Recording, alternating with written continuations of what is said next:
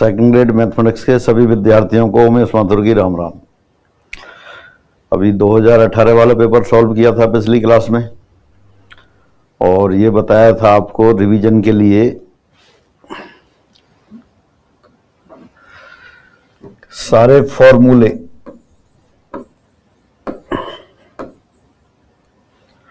Definitions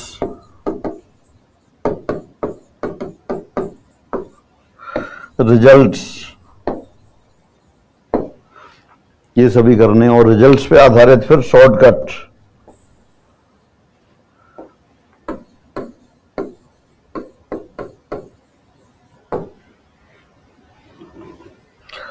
और उसके अलावा फिर थे एग्जामिनेशन क्वेश्चंस।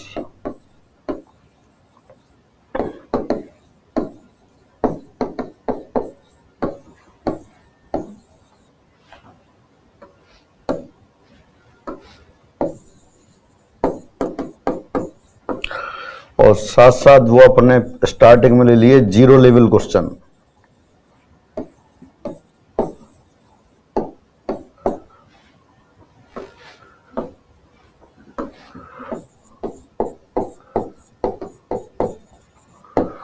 ये था। अब कई स्टूडेंट्स के फोन आते हैं, मैसेज आते हैं कि साहब जब इतना ही करना है तो वो टिपिकल क्वेश्चन क्यों डाल रखे हैं सीट में, उनको हटा देते। मैंने ये नहीं कहा है कि उनको नहीं करना है, लेकिन पहले ये करना है। टिपिकल क्वेश्चन का रेशो अपने पेपर में बहुत कम है। 80% तो सिंपल क्वेश्चन ही आते हैं। आप कुछ टॉपिक छोड़ जाते हैं, कुछ सिंपल छोड़ जाते हैं तो उससे मिस्टेक हो जाती है। जो टॉपिक आप छोड़ के जाते हैं उसी में सरल क्वेश्चन आता है और वो आप छोड़ जाते हैं तो डेफिनेशन भी याद नहीं होती है। तो ये जो शुरू से बताया है कि हर चैप्टर की जो जितनी भी डेफिनेशन हैं वो फॉर्मूलों पे आधारित जीरो लेवल के क्वेश्चंस, रिजल्ट्स और रिजल्ट से जो शॉर्टकट्स बन जाते हैं वो, उसके बाद एग्जाम वाले क्वेश्चन। एग्जाम वाले भी कौन से? आरपीएससी वाले। और मैं समझता हूं बहुत लोगों ने इतना कर लिया है, जिन लोगों ने कर लिया है वो आगे वाले क्वेश्चन कर सकते हैं, जो टिपिकल क्वेश्चन है और कर सकते हैं। दूसरी बुक से भी कर सकते हैं। और अगर इतना नहीं हो रहा है तो कहीं नहीं देखना है, हमारी सीट करनी है, वो ही करनी है, बार बार करनी है। अब जो 2018 वाला पेपर लिया था अपन ने सॉल्व किया, पहले भी सबने सॉल्व कर रखा था क्योंकि सारे क्वेश्चन सीट में दे रखे। तो उस पेपर में मैं दोबारा उसको देख रहा हूं कि कौन कौन से क्वेश्चन ऐसे हैं जो डायरेक्ट फॉर्मूले आधारित हैं या सीधे सीधे रिजल्ट पर हैं। पहला क्वेश्चन आ गया, प्रथम n संख्याओं का प्रसरण होगा। The variance of first n natural number, सभी को याद होना चाहिए, n² - 1/12। सभी क्लास में प्रूफ किया है, सीट में रिजल्ट दे रखा है और शायद ये तो प्रूफ भी कर रखा है। तो एक क्वेश्चन हो गया। सारे काउंट करते हैं अपन 2018 वाले। निम्न में से कौन सा संख्यात्मक समाकलन सूत्र सिम्पसन का 3/8 नियम कहलाता है? सेकंड ऑप्शन में दे रखा है, ये कहलाता है। रूल ये तो अपन को याद करना ही है, तो वो रूल डायरेक्ट आ गया, सेकंड रिजल्ट आ गया। यदि 9th क्वेश्चन, यदि z = x + i हो तो एक त्रिभुज जिसके 3 शीर्ष z, z, z + z हैं से बनने वाला क्षेत्रफल होगा। उस त्रिभुज का क्षेत्रफल mod of z²/2। सीट में भी दे रखा है और सभी की कॉपी में है, प्रूफ किया हुआ है। अब प्रूफ नहीं करेंगे। लिस्ट 1 का लिस्ट सेकंड से मिलान करके सही उत्तर चुनिए। मैट्रिक्स वाले चैप्टर का है, डेफिनेशन पे आधारित है। इसमें एक शब्द आ रहा है a² = a हो, a² = a हो तो ये वर्ग सम मैट्रिक्स होता है। वर्ग सम यहां दे रखा है आइडेम्पोटेंट ऑफ व्यू, हिंदी में नहीं लिखा है। a² = a है तो ये आइडेम्पोटेंट कहलाता है। फिर लिखा है आपका a⁴m = o, नल मैट्रिक्स आ गया तो ये निलपोटेंट मैट्रिक्स कहलाता है। शून्य भावी मैट्रिक्स होता है जिसके लिए a² = i हो, a² = i तो ये कहलाता है इन्वोल्यूटरी मैट्रिक्स। और फिर A ट्रांसपोज बराबर A हो, सममित मैट्रिक्स, तो परिभाषा पे आधारित है। तो ये क्वेश्चन भी हुआ, इसी को दोबारा लिख दिया है, फिर वो ट्रांसलेशन इंग्लिश में लिखा हुआ है, तो ये भी रिजल्ट की तरह काउंट होगा। फिर आप देखते हैं यदि f एक प्रबद्ध फलन है और p स्टार p के विभाजन का एक रिफाइनमेंट है, सूक्ष्मकरण है, तो निम्न में से कौन सा कथन सत्य है। ये रिमान इंटीग्रल अपने यहाँ है नहीं, लेकिन इसमें क्या है कि जो लोअर बाउंड्स होता है उसका वैल्यू बढ़ती जाती है, तो इसमें आपका सेकंड रिजल्ट आएगा। आगे देखते हैं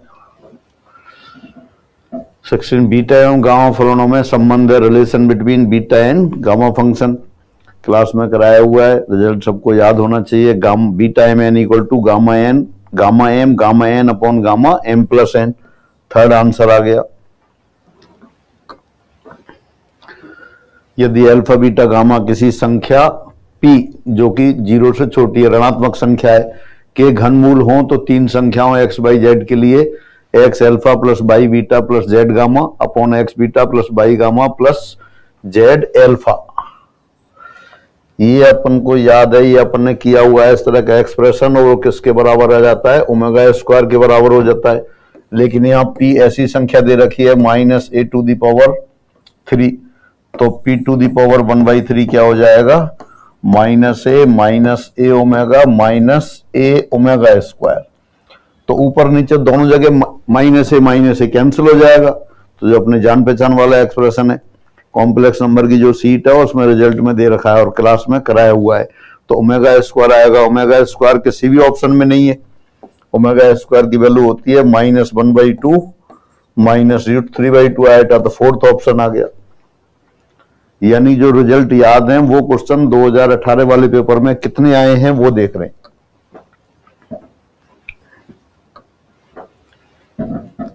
दो बलों P व Q का परिणामी बल R है। यदि P को इस प्रकार बढ़ाया जाए कि नया परिणामी बल R व P के मध्य कोण को 2 बराबर भागों में बांटता है, तो बल P में वृद्धि बराबर है, P में वृद्धि R के बराबर होती है, तो ये आंसर आ गया। स्टैंडर्ड रिजल्ट है, क्लास में प्रूव कर रखा है सबने। फिर जो न्यूमेरिकल नहीं है वो सभी याद करने होते हैं, तो ये याद करने वाला क्वेश्चन हो गया।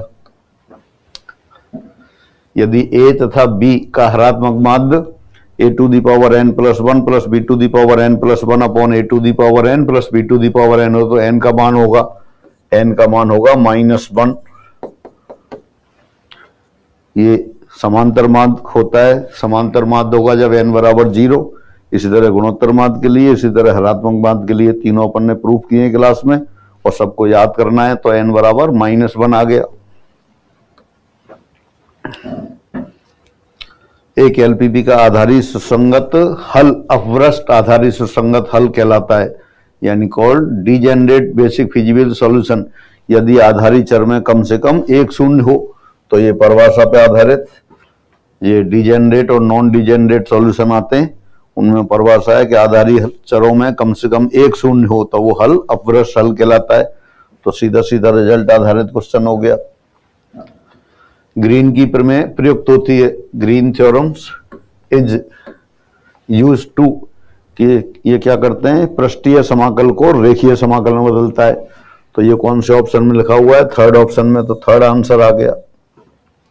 पृष्ठीय समाकल को रेखीय समाकल में, यानी कि सिर्फ स्टेटमेंट याद हो उससे आंसर आ रहा है। यदि किसी एपी का n पद 2n-1 हो तो उसके प्रथम n पदों का योग होगा। प्रथम n विषम संख्याओं का योग n स्क्वायर होता है, तो ये प्रथम n विषम संख्याओं का योग, यानी कि जो एपी के n पद आएंगे 1, 3, 5 वही विषम संख्याएं आ रही हैं और इनका योग n स्क्वायर होता है। आपने प्रूफ किया हुआ है क्लास में और वो याद करना था, तो n स्क्वायर आ गया। यदि m क्रॉस n परवहन समस्या का अनअपभ्रष्ट आधारित सुसंगत हल प्राप्त करने के लिए अरिक्त कोष्ठकों की संख्या होगी, the number of occupied cells m plus n minus 1 होती है, m प्लस n माइनस 1 ये रहा। अच्छा, डबल डबल ऑप्शन में दिखाई दे रहा है, तो उसको ये +1 है, ये इंग्लिश वाले में देखें m प्लस n प्लस 1 है, तो m प्लस n माइनस 1 ये आंसर आ गया। ये भी आपको एग्जामिनेशन हॉल में सॉल्व नहीं करना है, सीधे सीधे याद करना है। फिर आप देखते हैं न्यूटन कोट सूत्र, इससे n बराबर 2 के लिए क्या आता है, सिम्पसन का 1/3 नियम आता है, सीधे फॉर्मूले आधारित। अंतर्वेशन सूत्र निम्न आधारभूत मान्यता पर आधारित है कि डेटा को प्रदर्शित किया जाता है बहुपद फलन के रूप में। तो कौन सा आ गया? थर्ड ऑप्शन आ गया। एज ए पॉलिनोमियल फंक्शन जब एक्सप्रेस करते हैं तो ये बेसिक इंटरवेशन वाला जो फॉर्मूले हैं वो इसी मान्यता पे आधारित है। निकाय ax बराबर b के सभी सुसंगत हलों का आपके अवमुख समुच्च का प्रत्येक चरम बिंदु, ये अवमुख समुच्च जो भी सॉल्यूशन वाला बनता है ये अवमुख समुच्च हो जाता है। चरम बिंदु कौन से हैं? जो इसके शीर्ष हैं, तो वो आधारी सुसंगत हल होता है। इसमें लिखा है प्रत्येक, जो ऑप्टिमल हल होता है, इष्टतम हल होता है, वो भी शीर्षों पे होता है, लेकिन प्रत्येक शीर्ष ऑप्टिमल नहीं देता, तो वो आधारी सुसंगत हल यानी कि वही रिजल्ट पे आधारित है। एक हरात्मक श्रेणी का m मा पद n और n मा पद m हो तो r मा पद होगा mn/r। एपी में भी पढ़ते हैं इसे और एचपी में भी। एचपी वैसे सिलेबस में नहीं है, लेकिन परिभाषा तो आप कर ही सकते हैं, क्योंकि m मा पद n है और n मा पद m है, इसको एपी में कन्वर्ट कर लेंगे तो आ जाएगा। तो mn/r, ये वैसे सभी बैच में क्लास में प्रूफ किया हुआ है, रिजल्ट शीट में भी दिया हुआ है। अब ये पॉपुलर क्वेश्चन, z बराबर tan inverse y upon x हो तो del 2z over del x square plus del 2z over del y square बराबर 0। फोर्थ ऑप्शन आ गया। जो पॉपुलर क्वेश्चन है वो भी आपको करना ही है। यदि b square a square c square समांतर श्रेणी में हो तो a plus b plus c plus a किस श्रेणी में होंगे? हरात्मक श्रेणी में होंगे। ये अपनी शीट में दे रखा था, यहाँ बी स्क्वायर ए स्क्वायर सी स्क्वायर लिख दिया है। वहां ए square b square c square था, तब बी प्लस सी प्लस ए प्लस बी एचपी में, और 1/b प्लस सी 1/c प्लस ए 1/a प्लस बी एपी में। और नेगेटिव टेस्ट से भी करना बताया था। 1, 25, 49 जो न्यूमेरिकल नहीं है तो उनको आप ऐसे याद करेंगे। समीकरण x बराबर x माइनस 1/x प्लस 1 निम्न प्रकार की है। किस प्रकार की है? रैखिक समीकरण नहीं है, क्योंकि क्रॉस मल्टीप्लाई करेंगे तो x स्क्वायर बन जाएगा। सेकंड अरैखिक समीकरण हो गई, नॉन लीनियर। ट्रांसेंडेंटल कौन सी होती है? Non algebraic. अबीजीय में कौन से आते हैं? साइन आ जाए, एक्सपोनेंशियल फंक्शन आ जाए, कोई भी और फंक्शन आ जाए, वो ट्रांसेंडेंटल कहलाती है। तो ये अरैखिक समीकरण हो गई, सीधे परिभाषा से ही दिखाई दे रही है। अब अपन कुछ ऐसे क्वेश्चंस ले रहे हैं जो शॉर्टकट पे आधारित है। ये अभी तक जो आपने क्वेश्चन किए, ये आपके 23 क्वेश्चन हुए। 23 क्वेश्चन कौन से थे? सीधे फॉर्मूले ओरिएंटेड या रिजल्ट दे रखे थे। 2018 वाले पेपर के क्वेश्चन दे रखे हैं, आप पेपर से मिला सकते हो। फिर आगे अब कुछ क्वेश्चन ऐसे जो शॉर्टकट से हो रहे हैं, ये अभी आपने सॉल्व किया था। यदि y बराबर a√x प्लस bx बिंदु 1,2 से गुजरता है, तो 1,2 से गुजरता है तो उसको सेटिस्फाई कर देते हैं। क्या आएगा? 2 बराबर a प्लस b। अपन देखेंगे a प्लस b बराबर 2 को कौन सी ऑप्शन वाले नंबर सेटिस्फाई कर रहे हैं? पहला 3 - 1 सेटिस्फाई कर रहा है, b 3 1 सेटिस्फाई नहीं कर रहा, a -3 b1 थर्ड वाला भी सेटिस्फाई नहीं कर रहा, चौथा भी सेटिस्फाई नहीं कर रहा, तो सीधा सीधा आ गया।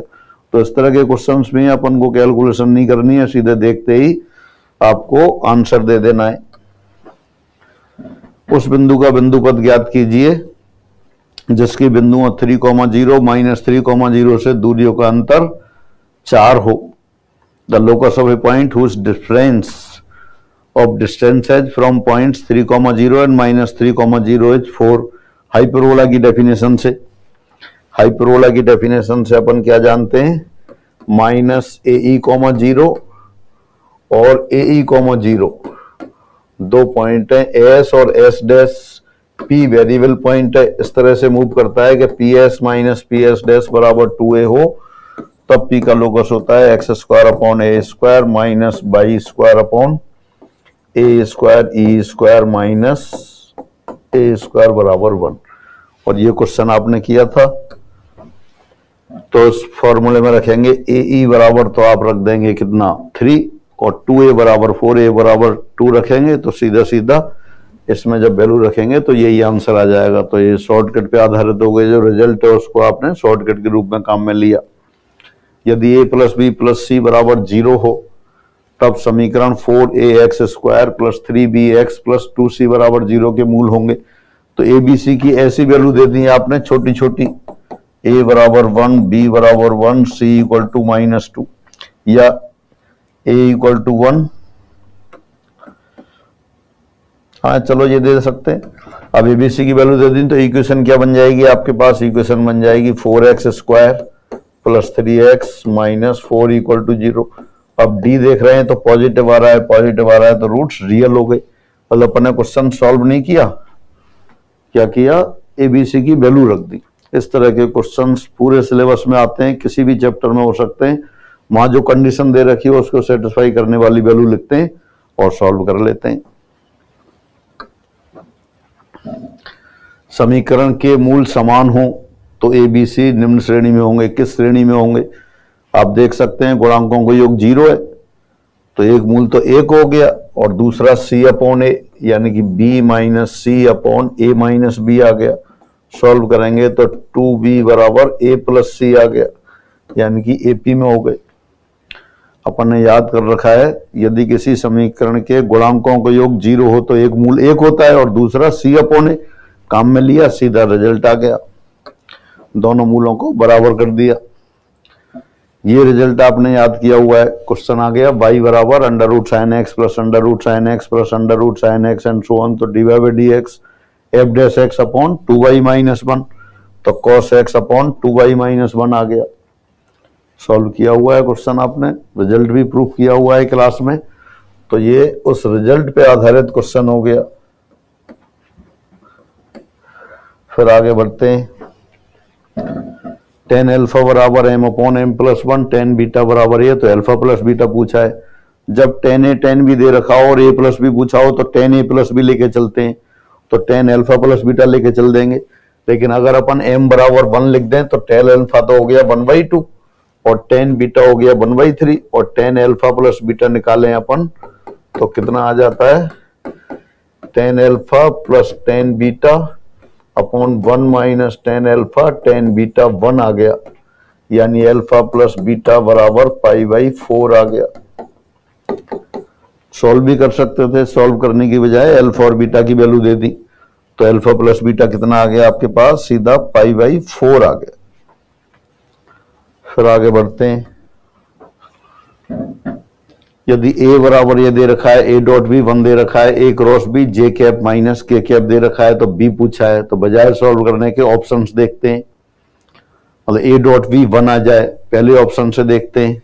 पहला option i minus j plus k है तो आएगा 1 minus 1 plus 1, a dot b 1 आ रहा है, ठीक है। और दूसरे ऑप्शन से देखते हैं तो 2 0 माइनस 1 उससे भी 1 आ रहा है, पहले ऑप्शन से भी 1 आ रहा है, दूसरे ऑप्शन से भी 1 आ रहा है। तो क्रॉस करके देखते हैं, तीसरे ऑप्शन से भी 1 आ रहा है। अब सबसे आसान तीसरा ऑप्शन दिख रहा है आई कैप, तो आई कैप से क्रॉस करके देखा, ए क्रॉस बी जे माइनस के आना चाहिए तो आई क्रॉस आई 0 आ गया, जे क्रॉस आई माइनस के कैप आ गया और के क्रॉस आई प्लस जे कैप आ गया। तो ये तीसरा आंसर आ गया। अपन ने सॉल्व नहीं किया, जो ऑप्शन दे रखे थे उन्हीं से ए डॉट बी और ए क्रॉस बी कैलकुलेट करके देखा। ए क्रॉस ए डॉट बी तो 3 से सही आ रहा था, तो अपन ने ए क्रॉस बी जब किया थर्ड वाले से तो ये ए क्रॉस बी थर्ड वाले से सही आया, इसका मतलब तीसरा ऑप्शन सही है। और बाकी चेक करके देख सकते हैं पहले से दूसरे से, तो लेंथी हो जाएंगे। एक ही ऑप्शन सही होता है इसलिए यही किया।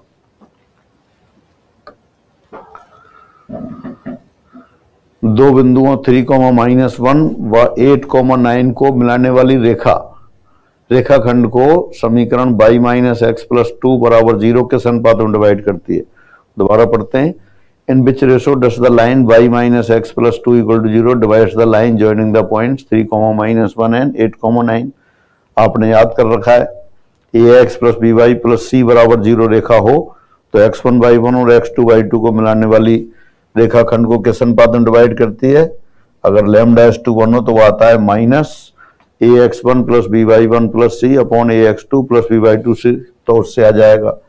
और क्या आएगा ये सीधा लिख देता हूं, मुझे याद है, और बाकी कैलकुलेशन कर सकते हैं आप इसे। यानी कि जो रिजल्ट्स आपने याद कर रखे थे उन्हीं पे आधारित जो क्वेश्चन आ जाता है तो उनको फॉर्मूले की तरह काम में लिखते हैं लेते हैं, इसलिए शॉर्टकट कहलाते हैं। यदि ए बराबर 2 गुणा 2 कोटि का मैट्रिक्स है जिसमें 1 1 सब है तो आपने ये याद कर रखा है a to the power n बराबर 2 to the power n minus 1 into a. यहाँ ए टू दी पावर 100 पूछा है तो 2 टू दी पावर 99 टाइम्स ए आ गया। तो इस तरह से ये देखे अपने ये 33 क्वेश्चन हो गए और 33 क्वेश्चंस तो वो हुए जो या तो रिजल्ट पे सीधे सीधे आधारित थे या रिजल्ट ही दे रखे थे, और 33 के साथ साथ 20 आपके टीचिंग मेथड के हो गए। तो ये तो वो क्वेश्चन हुए। कई बार 33 से ज्यादा हो सकते हैं, कुछ कम भी हो सकते हैं, मतलब सीधे सीधे रिजल्ट्स पे आधारित क्वेश्चन वो, और फिर टीचिंग मेथड वाले क्वेश्चन। टीचिंग मेथड सभी को अच्छी तरह से रीडिंग लगानी है, वहां रीडिंग लगाते ही आपको अगर आता है तो क्लिक कर देंगे। बहुत कम, कई बार कंफ्यूजिंग आ जाते हैं, बहुत कम होते हैं, आप इसमें से और थोड़ा कम कर सकते हैं। तो मतलब 30 35 40 तक क्वेश्चन आपको ऐसे मिलेंगे जो रिजल्ट पे आधारित हो या उन रिजल्ट पे न्यूमेरिकल बना के दे दिए हो। आप 50 तक क्वेश्चन ये मान सकते हैं कि ऐसे क्वेश्चन आप पे ये हो जाएंगे जो एक ही रीडिंग में आपके सही होंगे। फिर जीरो लेवल वाले क्वेश्चन। अब जीरो लेवल वाले क्वेश्चन देखते हैं, अपन 2018 वाले पेपर में देख रहे हैं। यदि a बराबर 0 0 1 0 1 0 1 0 0, अब यहां देखेंगे आप a स्क्वायर बराबर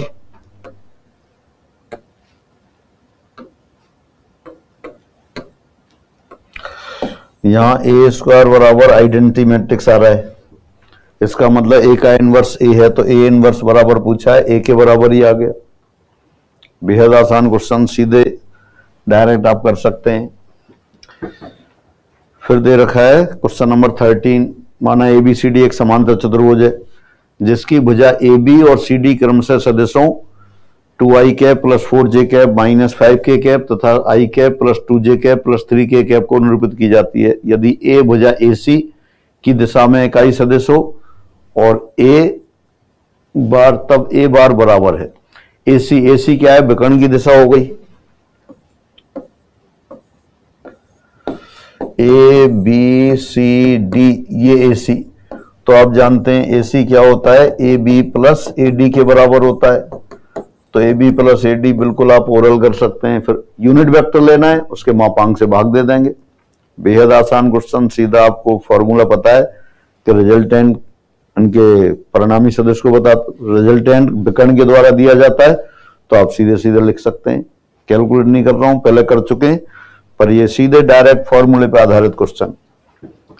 यदि x बराबर a cos 4t plus b sin 4t हो तो d2x ओवर dt स्क्वायर, ये आप जानते हैं अगर इस तरह का हो, x बराबर a cos ऑफ कोई भी लगा सकते हैं, जैसे यहां ओमेगा t लगा दिया plus b sin of omega t, तो अपन बहुत बार निकालते हैं dx ओवर dt और d2x ओवर dt स्क्वायर, तो कितना आ जाता है, माइनस ओमेगा स्क्वायर x आ जाता है। तो एक ओमेगा की जगह क्या है, वहां 4 दे रखा है, तो माइनस 16x सीधा सीधा ये आ जाएगा। और बाकी सीधे डिफरेंस याद नहीं है तब भी डिफरेंशिएट कर सकते हैं, dx over dt d2x over dt square, सीधा माइनस 16 कॉमन आएगा, आंसर आ गया। फिर यदि सदिश ये और बी सी एक ही समतल में स्थित हो, लैम्डा का मान होगा। 3 सदिश समतलीय हैं तो उनका बॉक्स प्रोडक्ट 0 होता है, बॉक्स प्रोडक्ट 0 होता है, इनकी a1 b1 c1 a2 b2 c2 a3 b3 सारणिक 0, सीधा सॉल्व करेंगे, लैम्डा का मान आ जाएगा। सीधे फॉर्मूले पे आधारित क्वेश्चन। O मूल बिंदु है, OP बराबर 3 है, जिसके दिक् अनुपात दिशानुपात -1 2 -2 है, तो P के निर्देशांक होंगे। आपने याद कर रखा है OP बराबर R हो, OP की दिक् को जाए LMN हो, तो P के निर्देशांक क्या हो जाते हैं, RL RM RN। तो यहां दिक् अनुपात दे रखें, डायरेक्शन रेशोस दे रखें, DC निकालेंगे, R से मल्टीप्लाई करेंगे, सीधे P के कोऑर्डिनेट्स आ गए, सीधे फॉर्मूले पे आधारित। संख्या log ऑफ 7 बेस 2 किसके बराबर है, log ऑफ 7 बेस 2 मान लिया x है, इसका मतलब 2 टू दी पावर x बराबर 7 हो गया। 2 टू दी पावर 2 करते हैं तो 4 आता है, 2 टू दी पावर 3 8 आता है, यानी कि x पूर्णांक मान नहीं है, निश्चित रूप से अपर में संख्या होगी तभी ये 7 के बराबर आएगा। तो कैसी संख्या है ये? अपर में संख्या है। सीधे लॉग की डेफिनेशन पे आधारित क्वेश्चन। d2y/dx² पर sin x बराबर 0 हो तो इस अवकल समीकरण का हल है। 2 बार इंटीग्रेट कर दो, सेपरेबल है। पहली बार इंटीग्रेट करेंगे dy/dx प्लस sin x का इंटीग्रल क्या हो जाएगा? Minus cos x plus constant, फिर दोबारा करेंगे cos x का, फिर sin x आ जाएगा। तो सीधा इंटीग्रल करते 2 बार इंटीग्रल किया, आंसर आ रहा है। जो फॉर्मूले पे सीधा क्वेश्चन आधारित हो वही अपना जीरो लेवल वाला क्वेश्चन है। अपनी जितनी भी सीट दे रखी हैं शुरुआत के सारे क्वेश्चन इस तरह के हैं कि थ्योरी को रिवाइज करते हैं, फॉर्मूलों को रिवाइज करने वाले हैं, बिल्कुल जीरो लेवल वाले हैं और उसमें से क्वेश्चन काफी आते हैं। एक विद्यालय में 50 छात्रों में से स्कूल आने के लिए 20-25 के पास स्कूटर है, 35 के पास साइकिल है। तो ऐसे छात्रों की संख्या जिनके पास स्कूटर व साइकिल दोनों हैं, तो अपन number of elements in a union b ये लिख लेते हैं। Number of elements in a plus number of elements in b minus number of elements in a intersection b. ये मान दे रखा है आपको 50, ये दे रखा है आपको 25, ये दे रखा है 35, तो दोनों वाला मान आ गया। जब आपको फॉर्मूला याद है तो लिखने की भी जरूरत नहीं है। ए इंटरसेक्शन बी में कितने अवयव हो गए? 10 अवयव हो गए, तो इसका आंसर ये 10 वाला आ जाएगा।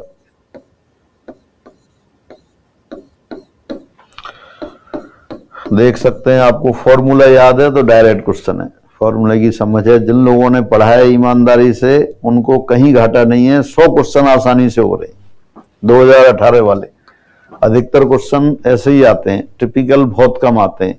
आपको शुरू से टिपिकल के पसड़े में नहीं पड़ना। जिन लोगों ने आसान वाला कर रखा है उनको निश्चित रूप से टिपिकल करने, वो भी करने के लिए तो है, वो फिर रैंक वालों के लिए है नहीं। हाँ, आगे द्विपद बंटन के माध्य और प्रसरण क्रम से ये है।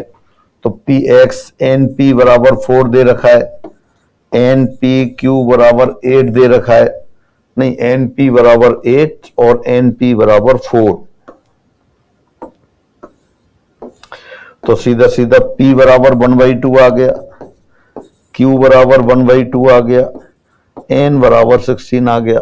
अब R = 1 के लिए प्रायिकता निकालनी है, फॉर्मूला आपको याद है, सीधा निकाल सकते हैं। सीधे फॉर्मूले पे आधारित क्वेश्चन। fx, यदि fx बराबर ये है, x नॉन जीरो, f अपने प्रांत के प्रत्येक बिंदु पर सतत है, तो f0 का मान होगा। f0 का मान कितना होता है? अगर सतत है तो f0 और लिमिट ऑफ fx है x टेंड्स टू 0, दोनों बराबर होते हैं। ओरल लिमिट आ रही है, x से ऊपर डिवाइड कर दिया, x से नीचे, तो f0 आ गया 2 - 1 2 + 1 1/3। सीधे सीधे परिभाषा पे आधारित क्वेश्चन। अगर फलन सतत है तो प्रत्येक बिंदु पर फलन का मान और उसकी सीमा बराबर होंगी। आंसर आ गया 1/3। प्राकृतिक संख्याओं के समझ से पूर्णांक संख्याओं के लिए कोई फलन f इस प्रकार परिभाषित है कि fx बराबर x - 1 n लिख देता हूं, या fn बराबर n - 1/2 जब n विषम हो और -n/2 जब सम हो। n के मान विषम रखते जाएं, 1 3 5, तो 1 रखेंगे तो क्या आ जाएगा 0, 3 रखेंगे तो क्या आ जाएगा 1, 5 रखेंगे तो क्या आ जाएगा 2 एंड सो ऑन। विषम रखेंगे तो ये -1 माइनस विषम या सम रखेंगे, n = 4 2 रखा, -1 4 रखा, -2 3 रखा, -3 एंड सो ऑन।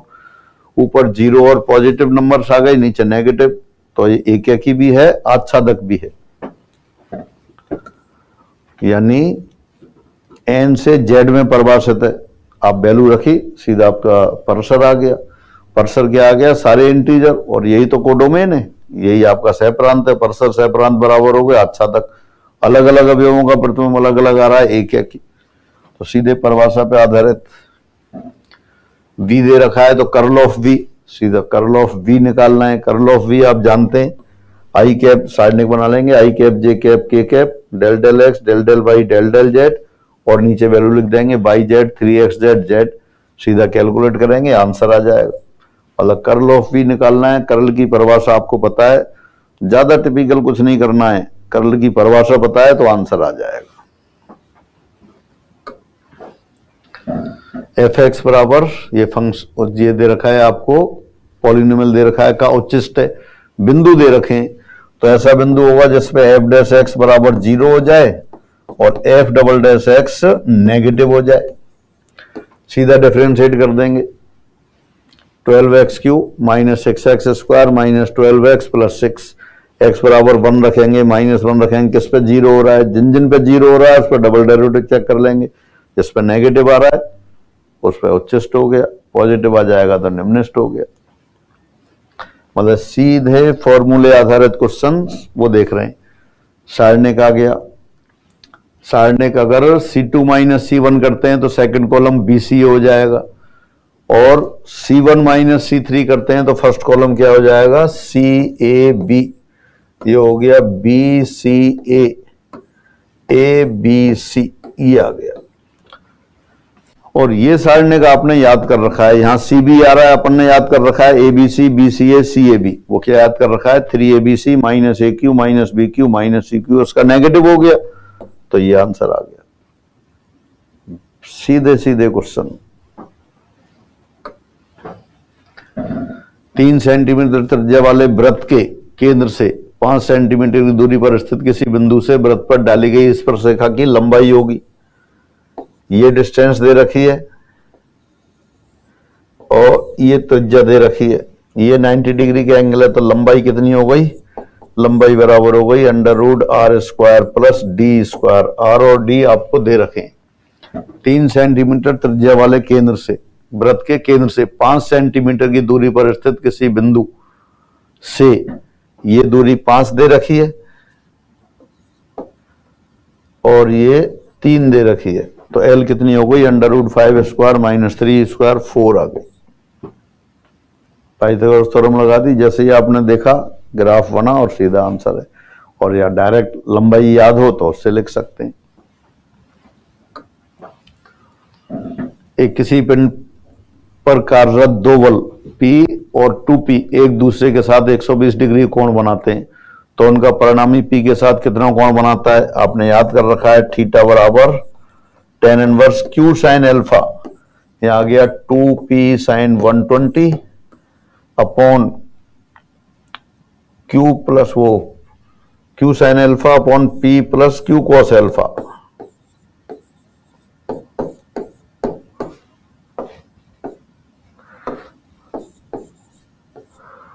तो ये आ गया, कैलकुलेट कर लेंगे, 0 आ रहा है नीचे तो 90 डिग्री आ गया। सीधे फॉर्मूले पे आधारित क्वेश्चन। अपन यही देख रहे हैं कि 2018 वाले पेपर में कैसे क्वेश्चन आए। एक वर्ग मैट्रिक्स A इस प्रकार है कि A ट्रांसपोज बराबर I बराबर A ट्रांसपोज, तो सारणिक A का मान होगा A ट्रांसपोज I के बराबर दे रखा है, सारणिक ले लिया determinant A into determinant A into 1, तो determinant A whole square equal to 1 determinant A plus minus 1। सीधा फॉर्मूले पर आधारित क्वेश्चन।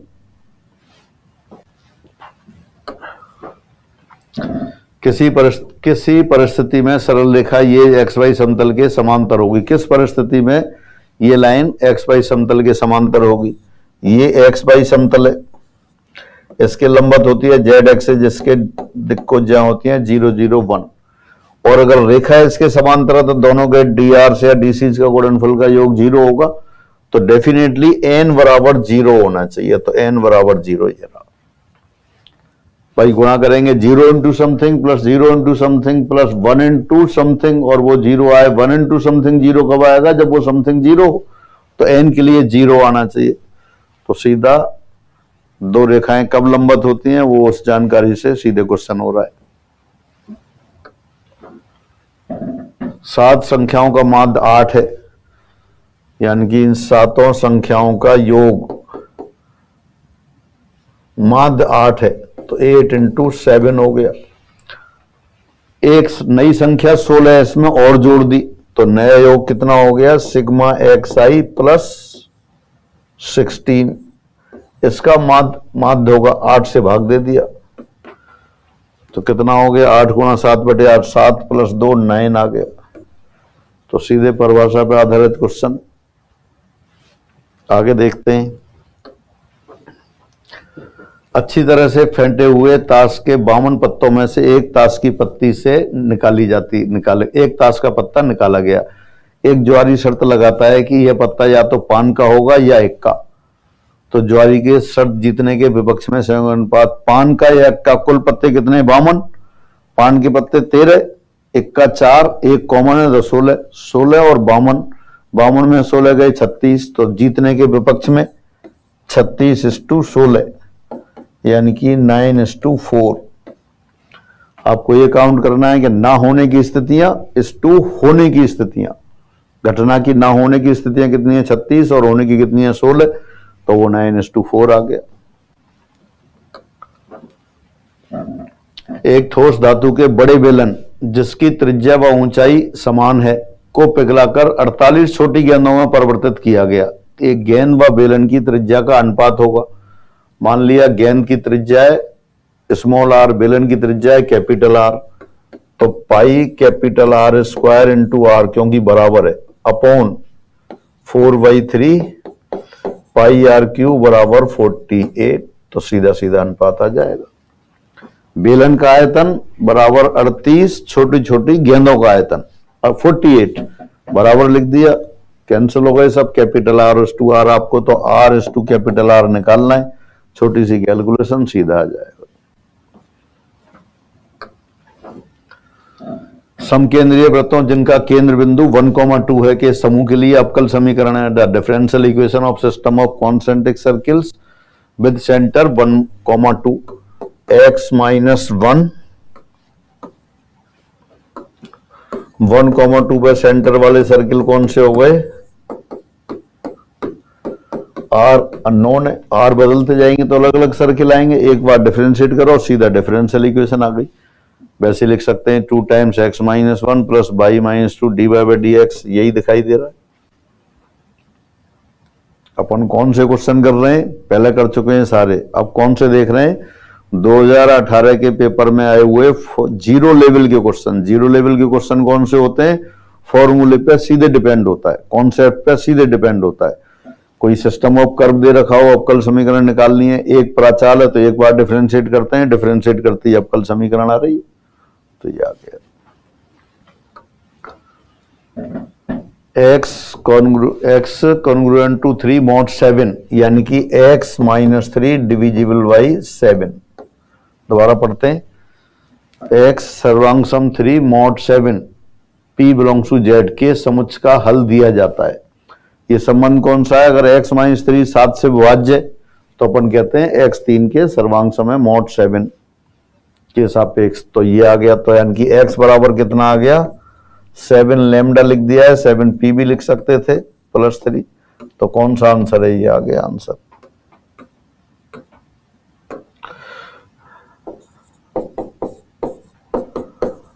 तो सीधे परिभाषा पे सर्वांग सम कॉन्ग्रुएंट रिलेशन आपको याद है तो सीधा अपने आप हो गया। पोस्टमैन शब्द के अक्षरों से कितने शब्द बनाए जा सकते हैं जो प्रत्येक शब्द P से प्रारंभ हो और N से समाप्त हो। P पहले स्थान पर फिक्स कर दिया और N लास्ट स्थान अंतिम स्थान पर फिक्स कर दिया, बीच में 5 बचे, तो पांचों को 5 स्थानों पर 5 फैक्टोरियल तरीके से अरेंज कर सकते हैं, 120 आंसर आ गया। n वस्तुओं को n स्थानों पर व्यवस्थित करने के तरीके n फैक्टोरियल। तो यहां इनडायरेक्टली दे रखा है कि 5 लेटर्स को, 5 अक्षरों को 5 स्थानों पर अरेंज करना है 5 फैक्टोरियल तरीके से, 5 फैक्टोरियल 120 आ गया।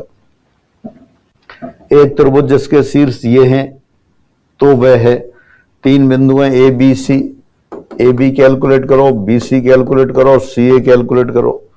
तीनों भुजाएं बराबर आती हैं तो हो जाएगा समबाहु, 2 बराबर आती हैं तो आ जाएगा समद्विबाहु, 2 के स्क्वायर का सम तीसरे के स्क्वायर के बराबर आता है तो समकोण आ जाएगा, 2 कंडीशन हो जाएंगी तो समकोण समद्विबाहु आ जाएगा। तो सीधे सीधे फॉर्मूले पर आधारित क्वेश्चन पहले कर चुके, अब दोबारा अपने आप करना है। श्रेणी 1/2² + 1 √2/3² + 1 √3 ऊपर n की पावर हाफ आ रहा है, यानी कि ये 1/n⁻³ ले लें vn। ये un nवां पद ले लें, nवां पद क्या आएगा, √n/n+1² आ रहा है। अब इन दोनों का रेशो निकालेंगे तो वो नॉन जीरो कांस्टेंट आ जाएगा, नॉन जीरो फाइनाइट आ जाएगा। नॉन जीरो फाइनाइट आ जाएगा तो दोनों सीरीज वो रेशो कंपैरिजन टेस्ट से दोनों सीरीज या तो अपसारी होंगी या अभिसारी। n की पावर 3/2 अभिसारी है तो दी हुई है वो भी अभिसारी होगी। पी सीरीज को काम में ले लिया। कॉन्सेप्ट पता हो, फॉर्मूले याद हो तो बिल्कुल फॉर्मूले ओरिएंटेड क्वेश्चन है। फिर आगे देखते हैं। वक्र के लिए बाई अक्ष के समांतर अनंत स्पर्शियां होंगी। क्रॉस मल्टीप्लाई करके लिखा a² माइनस b² प्लस, और लेफ्ट साइड में ले आए तो माइनस x² बराबर 0। बाई अक्ष के समांतर अनंत स्पर्शियां चाहिए, वो आ गया बाई² का गुणांक 0 के बराबर रख दिया, x = +- a। आपको अगर ये याद है कि बाई अक्ष के समांतर अनंत स्पर्शियां कैसे आएंगी तो बिल्कुल एक स्टेप का क्वेश्चन हो गया। बाई की सबसे बड़ी घात बाई² का गुणांक देखा a² - x² 0 के बराबर रखा, x बराबर +- a। r सदिश r की दिशा में 1/r का दिशात्मक अवकलज gradient 1/r dot r cap सीधा फॉर्मूला है। अगर आपको डायरेक्शनल डेरिवेटिव का फॉर्मूला याद है तो और एक ही लाइन में हो रहा है क्वेश्चन। फिर आगे बढ़ते हैं। W किलोग्राम का एक भार दो हल्के धागों के सारे लटका हुआ है जो लंबवत रेखा के साथ ऊर्ध्वाधर के साथ 30 डिग्री और 60 डिग्री का कोण बनाते हैं। तो धागों में तनाव है। लामी स्वरम पे क्वेश्चन हो गया। ये 30 डिग्री, ये 60 डिग्री, ये फिर ये वेट आ जाएगा नीचे, ये 120 डिग्री, ये 150 डिग्री। ओ बिंदु है, सपोज ऊपर तीनों फोर्स काम कर रहे हैं, टेंशन T1 T2 लग रहा है और वेट W है। लामी थ्योरम लगा दें, सीधे आंसर आ रहा है। लामी थ्योरम याद है तो 0 लेवल का क्वेश्चन हो गया, नहीं याद है तो फिर मिलेंगे, अगली बार करना होगा। निम्न में से कौन सी संख्या परमेय है? sin 15 cos 15, इसको देखें अपन तो 1/2 sin 30 आ गया। sin 30 1/2 होती है तो 1/2 1/2 1/4 सीधा दिखाई दे रहा है। बाकी और किसी में नहीं है। sin 15 नहीं है, √3 - 1/2 √2 होता है। इसी तरह cos 15 ये नहीं है, थर्ड वाला ऑप्शन दिखाई दे रहा है। वैल्यू याद है, सीधे रख देंगे और आ जाएगा। वैल्यू आपको ये याद करनी है। ए तथा बी 3x3 कोटि के वर्ग मैट्रिक्स इस प्रकार हैं कि डिटरमिनेंट a-1 डिटरमिनेंट b 3, तो 3 टाइम्स ए बी का determinant 3³ determinant a determinant b 27 - 1 × 3 - 81 आ गया। क्या याद रखना है आपको? अगर किसी मैट्रिक्स में कांस्टेंट से मल्टीप्लाई करेंगे तो हर अवयव में गुणा होगा। सारणिक बना देंगे और सारणिक में से कॉमन लेंगे तो एक पंक्ति में से कॉमन आता है, 3 पंक्ति में से 3 बार कॉमन आ गया। कॉन्सेप्ट पता है, फॉर्मूला पता है, सीधे सीधे आ रहा है। ए बी सी 3 समुच्चय दे रखे हैं। आपसे पूछा है A cross B intersection B cross C, तो A cross B intersection C हो गया। B इंटरसेक्शन C में 3 कॉमन है, A में 1 4 है तो क्या आ गया 1 3 4 3, सीधा आ गया 1 3 4 3। कौन सा आंसर दे रखा है? फर्स्ट ऑप्शन है तो सीधा आ गया। A cross B intersection A cross C, इसको लिख सकते हैं A cross B intersection C। B intersection C oral दिखाई दे रहा है। कितना है? B इंटरसेक्शन C A की एलिमेंट है 3, A में 1 4 है तो 1 3 और 4 3, 2 ऑर्डर पेयर बनेंगे। ये क्रॉस प्रोडक्ट क्या क्या पता होना चाहिए? क्रॉस प्रोडक्ट क्या है वो पता होना चाहिए और ये प्रॉपर्टी है ये पता होना चाहिए। सीधे आधारित क्वेश्चन। एक पतंग क्षैतिज तल से 60 डिग्री के उन्नयन कोण पर उड़ रही है। यदि पतंग की डोर 120 मीटर लंबी है, ये पतंग की डोर हो गई, यहां से आपको कोई उड़ा रहा है पी और ये आपकी पतंग हो गई, ये बेस हो गया। 60 डिग्री के कोण पर उड़ रही है,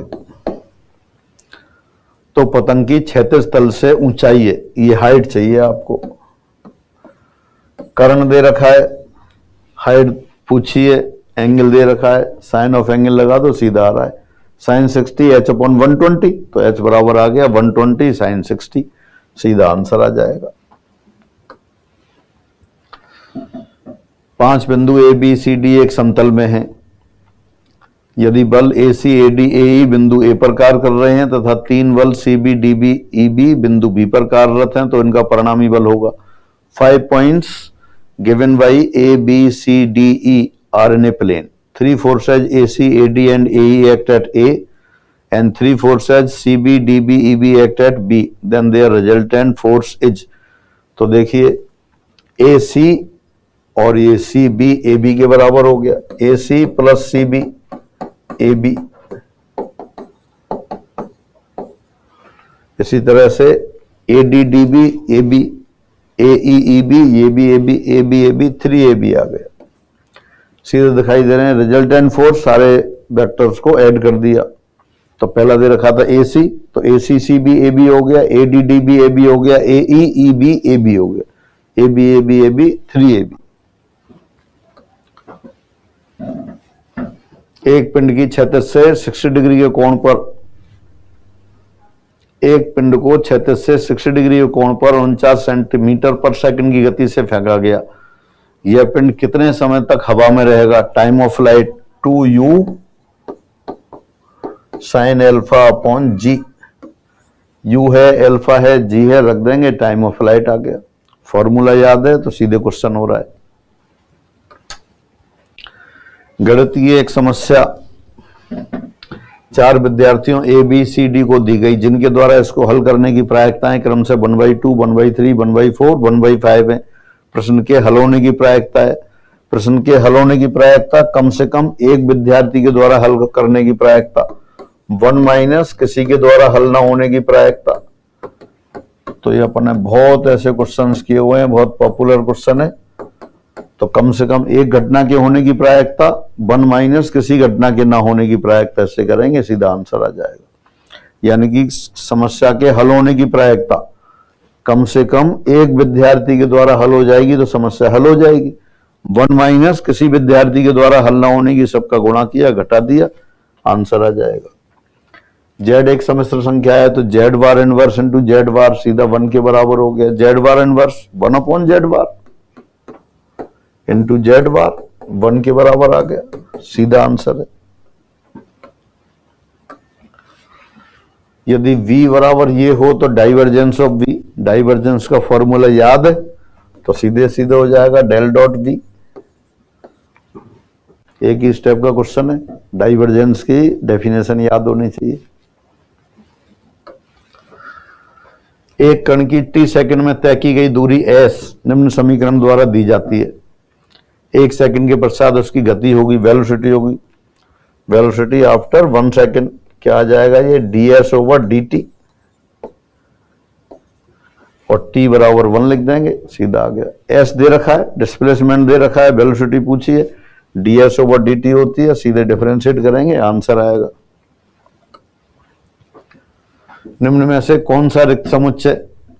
पहला दे रखा है x such that mod of x less than 1, x belongs to n। ऐसी कोई प्राकृतिक संख्या नहीं होती जिसका मापांक 1 से छोटा हो, तो ये ही नल समुच्चय हो गया। कोई भी अवयव आएगा ही नहीं, तो यही आंसर आ गया। 2 into 4 to the power 2n plus 1 plus 3 into 3 to the power 3n plus 1 निम्न में से किससे पूर्णतः विभाजित है? मैथमेटिकल इंडक्शन से होते हैं, लेकिन यहाँ ऑब्जेक्ट टाइप में ऑप्शन से करेंगे। n बराबर 1 रख दिया, मान लिया ये Pn है, तो P1 कितना आ गया? 2 into 4 to the power 3 128, 3 to the power 4 81, 209, 2 से डिविजिबल नहीं है, 9 से भी नहीं है, 3 से भी नहीं है, 11 से, तो सीधा आंसर आ गया। आपने क्या किया? n बराबर 1 रखा, कैलकुलेशन की, सीधा आ गया। 3 ऑप्शन में जो संख्या दे रखी है उनसे डिविजिबल नहीं है। सरल रेखाओं के मध्य कोण है, दो रेखाओं के दिक्कनुपात दे रखे हैं A1 B1 C1 A2 B2 C2, तो cos ऑफ थीटा होता है A1 A2 plus B1 B2 plus C1 C2 upon under root A1 square plus B1 square plus C1 square into under root A2 square plus B2 square C2 square direct निकाल लेंगे। यहाँ तो और आसान है, 2 plus 10 minus 12 zero आ रहा है A1 A2, तो एंगल 90 डिग्री हो गया। इनसे आसान क्वेश्चन नहीं बनते हैं। और कितने क्वेश्चन हो गए अभी अपन काउंट करते हैं। PA 1/3 दे रखा है, PB आपका 1/4 दे रखा है, PB ये probability of B oblique A है, probability of A oblique B दे रखा है 1/6।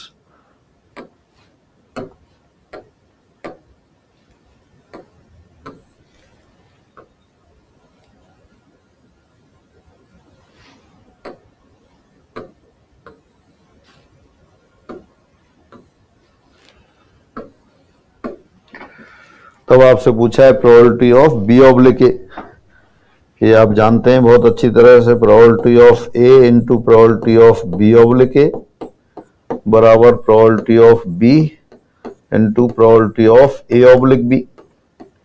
तीन राशियां दे रखी हैं तो probability of B oblique A calculate कर सकते हैं। फॉर्मूला याद नहीं होगा तो फिर मुश्किल हो जाएगी। Vector A plus vector B plus vector C equal to 0 दे रखा है।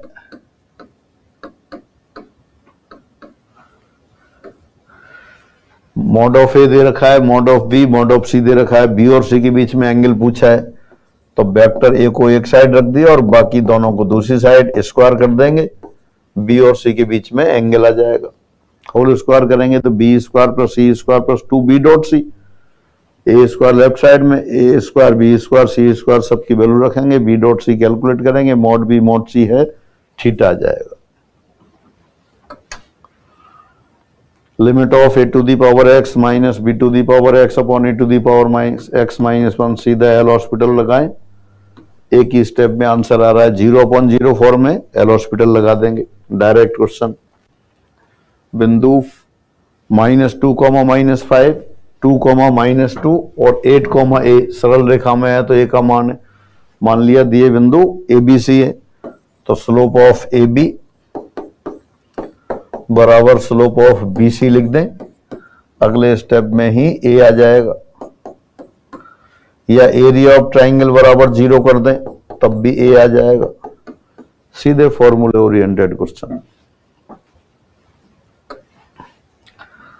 एक पिंड का ऊर्ध्वाधर ऊपर की, एक पिंड को ऊर्ध्वाधर ऊपर की ओर 490 सेंटीमीटर प्रति सेकंड के वेग से फेंका गया है।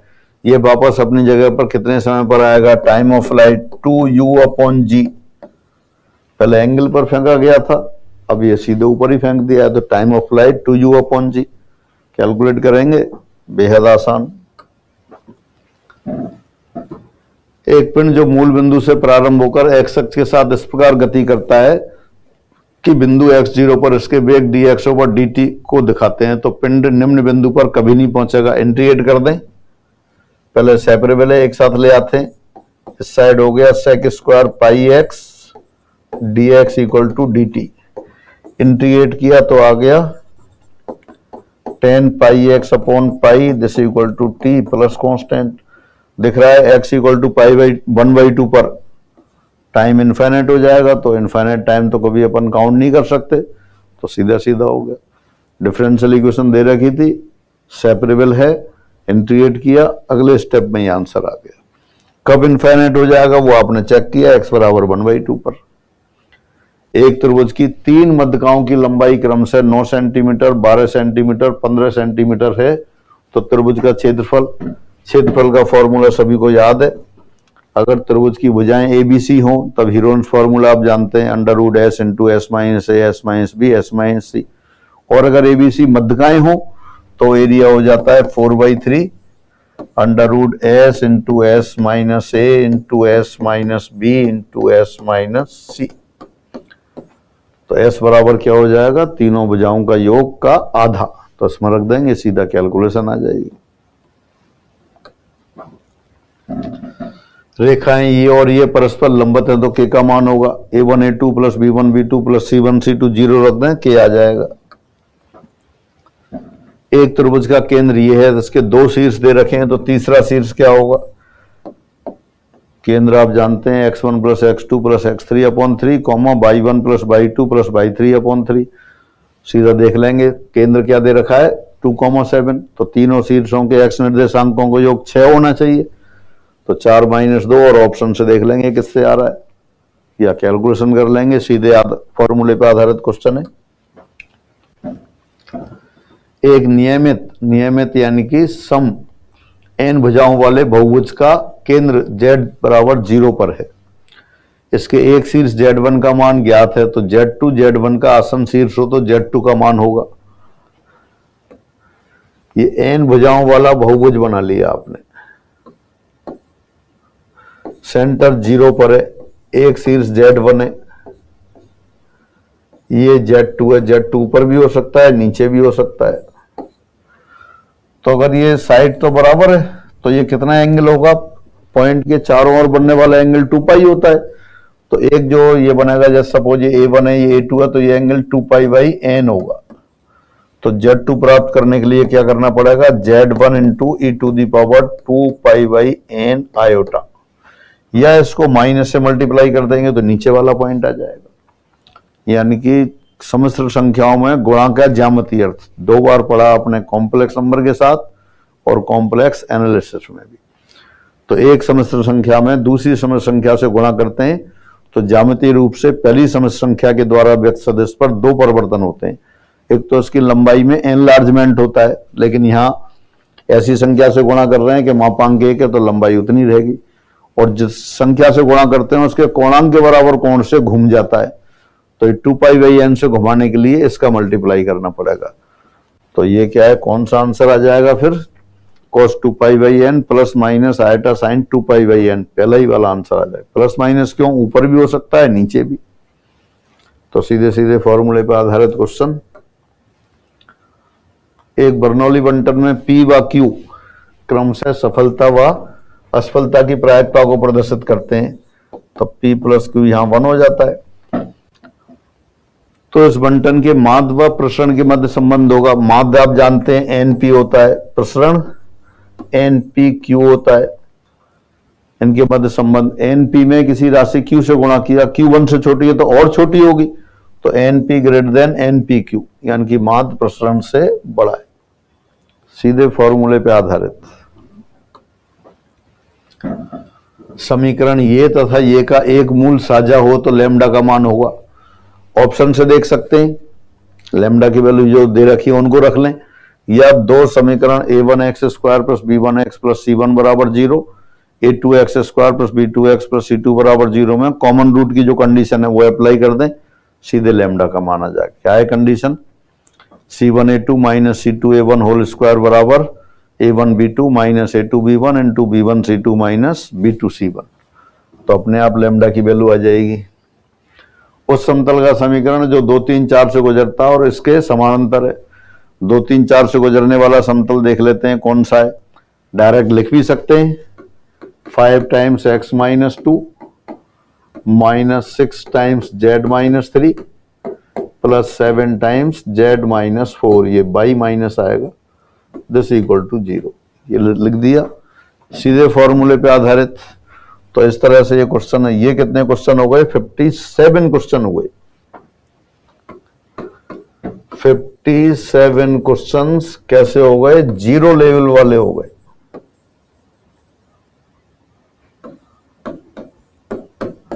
और पहले आपने क्वेश्चन देखे थे 33 क्वेश्चंस जो डायरेक्ट आ रहे थे, परिणाम आधारित या उन पे आपसे